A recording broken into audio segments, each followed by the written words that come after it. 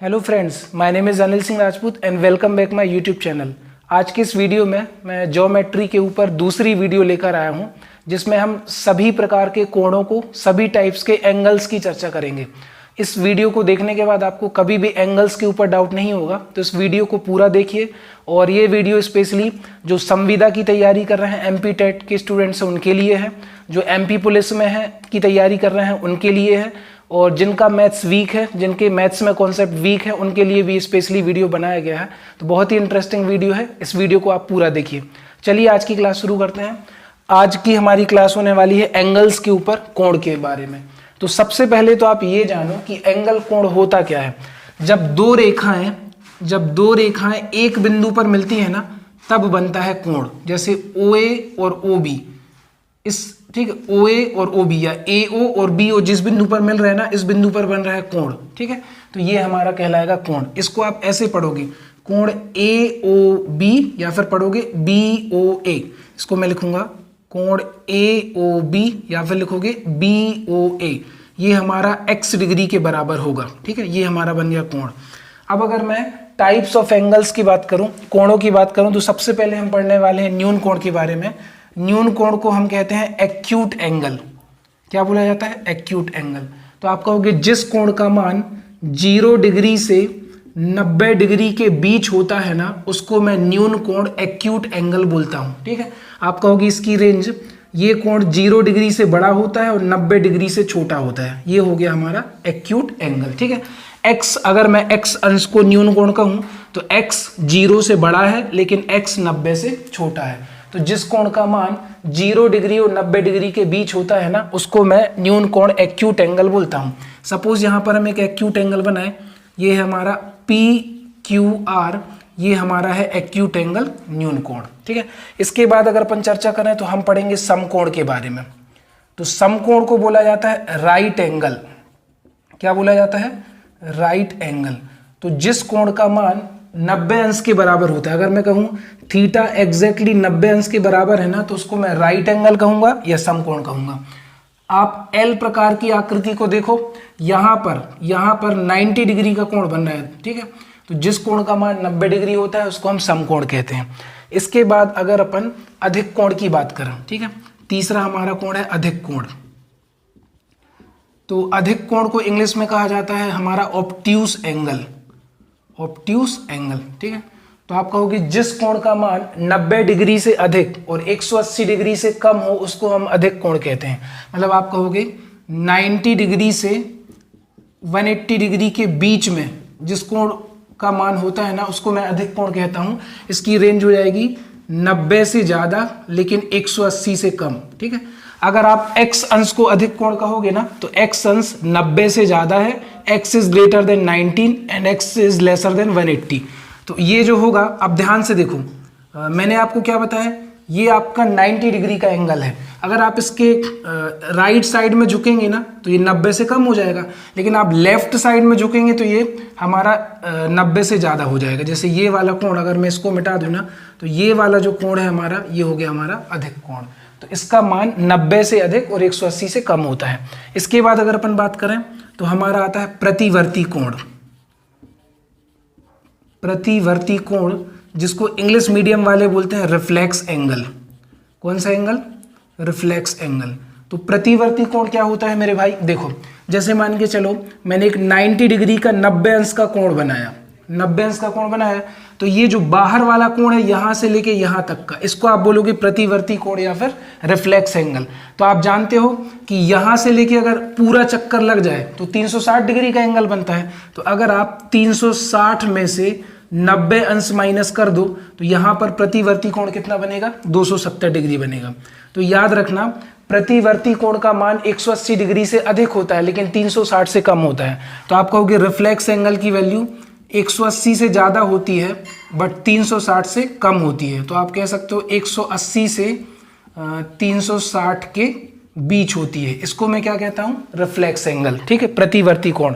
तो मैंने आपको 4 कोण बताए, न्यून कोण, समकोण, अधिक कोण, प्रतिवर्ती कोण। आप समझ गए होंगे प्रतिवर्ती कोण का मान 180 डिग्री से अधिक होता है और 360 से कम होता है। जब इतना कोण 90 बना तो यहां से लेके यहां तक का एंगल कैसे निकालोगे, 360 में से 90 माइनस करो। एक एग्जाम्पल और देख लेते हैं, जैसे मान के चलो यहां पर कोण बन रहा है 60 डिग्री का, तो यहां से लेके यहां तक का एंगल हो जाएगा आपका रिफ्लेक्स एंगल। तो आपको क्या करना है, 360 में से 60 माइनस करने हैं तो आंसर आ जाएगा 300 डिग्री। तो मैंने आपको क्या बताया कि रिफ्लेक्स एंगल प्रतिवर्ती कोण का मान 180 से अधिक बट 360 डिग्री से कम होता है।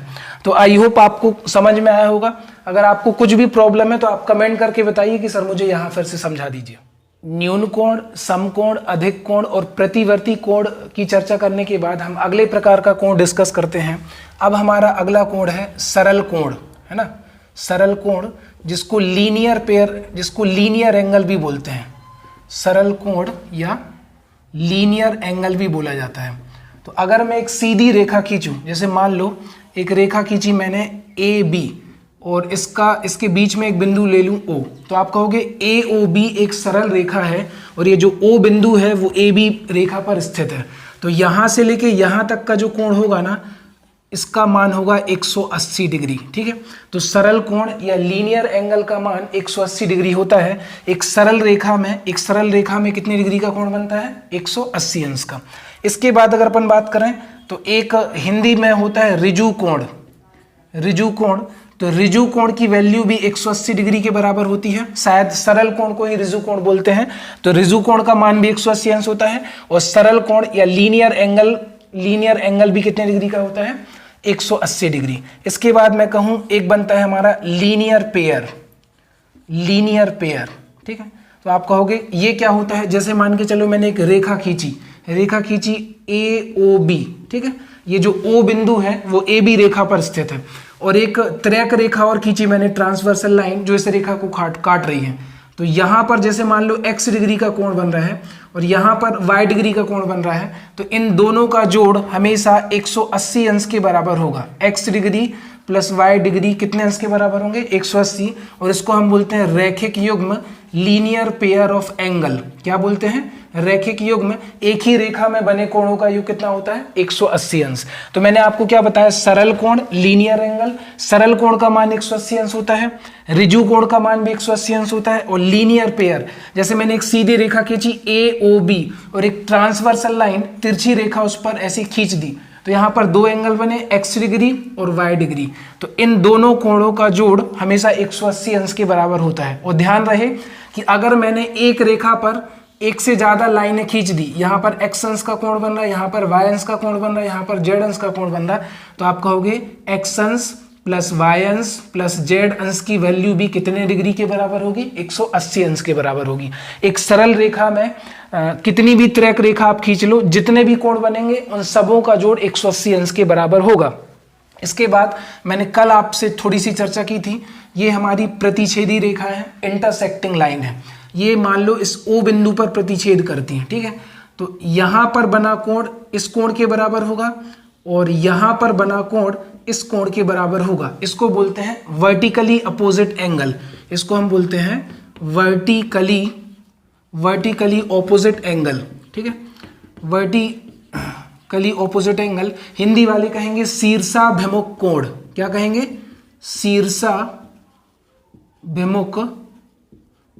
शीर्षाभिमुख कोण कहलाते हैं। याद रखना, जैसे यहां पर कोण 1 बन रहा है, यहां पर कोण 2 बन रहा है, यहां पर कोण 3 बन रहा है, यहां पर कोण 4 बन रहा है, तो आप कहोगे 1 बराबर 3 और 2 बराबर 4। वाइसे वर्सा, 3 बराबर 1, 4 बराबर 2, ये भी सही होगा। कोण 1 बराबर कोण 3 और कोण 2 बराबर कोण 4, इनको हम कहते हैं वर्टिकली अपोजिट एंगल, शीर्षाभिमुख कोण। जब दो रेखाएं, दो लाइंस एक पॉइंट पर इंटरसेक्ट करें तो इसके सामने का कोण ये और इसके सामने का कोण ये। क्योंकि आप देखो, ऐसा मुख जैसे ऊपर खुला है वैसे ही मुख नीचे खुला है, ऐसे यहां पर खुला है तो इस तरफ यहां पर खुला है, ठीक है। तो 1 बराबर 3 और 2 बराबर 4, इनको मैं कहता हूं वर्टिकली अपोजिट एंगल।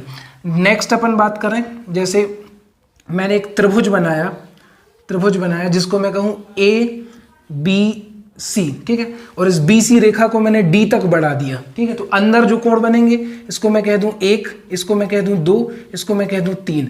तो अंदर बनने वाले कोण, कोण 1, कोण 2 और कोण 3, इनको बोला जाता है मेरे भाई इंटीरियर एंगल, इंटीरियर एंगल्स, या फिर आप हिंदी वाले कहेंगे अंतः कोण। क्या कहेंगे? अंतः कोण, क्योंकि वो किसी बहुभुज के अंदर बन रहे हैं, कोनों पर बन रहे हैं। कोण 1, कोण 2, कोण 3, इनको कहेंगे इंटीरियर एंगल या फिर अंतः कोण। और एनी टाइप्स ऑफ ट्रायंगल, किसी भी प्रकार की त्रिभुज के तीनों कोणों का योग कितना होता है? 180। Angle 1 plus angle 2 plus angle 3 is equal to 180। अभी हम बेसिक डिस्कस कर रहे हैं, फिर मैं बहुत सारे क्वेश्चन भी सॉल्व कराऊंगा इनमें जो एग्जाम से रिलेटेड है। बहुत ही इंटरेस्टिंग क्लासें होने वाली हैं आगे वाली हमारी। तो अंतः कोण, कोण 1, कोण 2, कोण 3, इन तीनों का मान कितने डिग्री के बराबर होता है? 180 अंश के बराबर। अब लेकिन जब मैंने BC रेखा को D तक बढ़ाया तो एक बाहर कोण बना जिसका नाम है कोण ACD या फिर DCA, कुछ भी आप कहो, इसको आप 4 नाम दे दो। तो कोण ACD या कोण DCA ये हो गया हमारा 4, कोण 4। इसको मैं कहूंगा बाह्य कोण। क्या कहूंगा? बाह्य कोण। ये कहलाता है हमारा एक्सटीरियर एंगल, एक्सटीरियर एंगल, ठीक है। ये कौन सा कोण है हमारा? एक्सटीरियर एंगल, ठीक है। तो जो त्रिभुज के अंदर कोण बने उनको मैंने बोला अंतः कोण, इंटीरियर एंगल। और किसी भी प्रकार के त्रिभुज के तीनों कोणों का योग कितना होता है? 180, ठीक है। और बाह्य कोण, बाह्य कोण जो त्रिभुज के बाहर बनेगा, जैसे कोण 4 जो है वो हमारा एक्सटीरियर एंगल है। कौन सा कोण है? बाह्य कोण है। इसकी एक प्रॉपर्टी होती है, वो भी मैं अभी आपको बताऊंगा।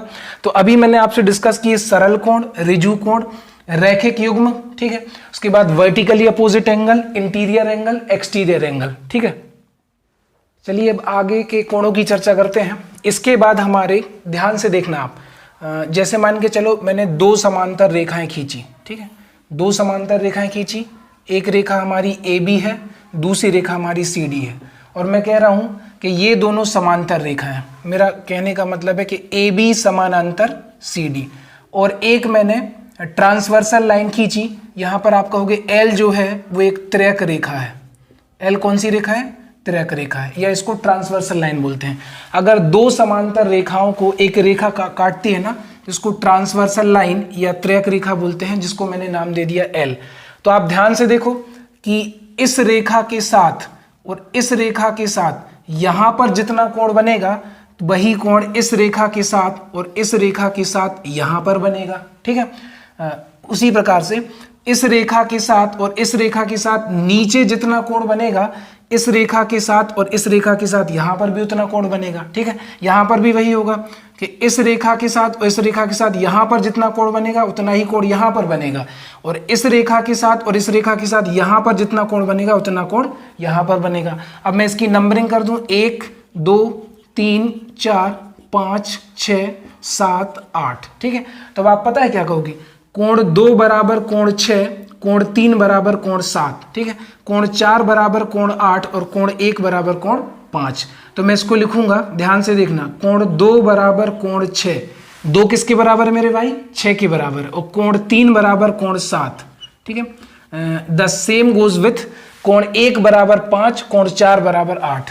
कोण 1 बराबर कोण 5 और कोण 4 बराबर कोण 8, इनको हम बोलते हैं संगत कोण, करस्पॉन्डिंग एंगल्स। इंग्लिश में इनको हम क्या बोलते हैं? करस्पॉन्डिंग एंगल्स, ठीक है। और हिंदी वाले ध्यान से याद रखना, इसको बोलते हैं हम संगत कोण, ठीक। तो कौन कौन से बताया मैंने? 2 6 3 7 1 5 4 8। अब आप ध्यान से देखना, अगर आप ध्यान से देखोगे तभी समझ में आएगा। ये हमारा Z बन रहा है, Z बन रहा है, और ये हमारा उल्टा Z बन रहा है। तो आप कहोगे 4 बराबर 6, 3 बराबर 5। तो यहाँ पर कोण 4 बराबर कोण 6 और कोण 3 बराबर कोण 5, इनको आप कहोगे ऑल्टरनेट एंगल, ऑल्टरनेट एंगल्स। इनको कहा जाता है एकांतर कोण, एक एक अंतर से बनने वाले कोण, इनको हम क्या कहते हैं?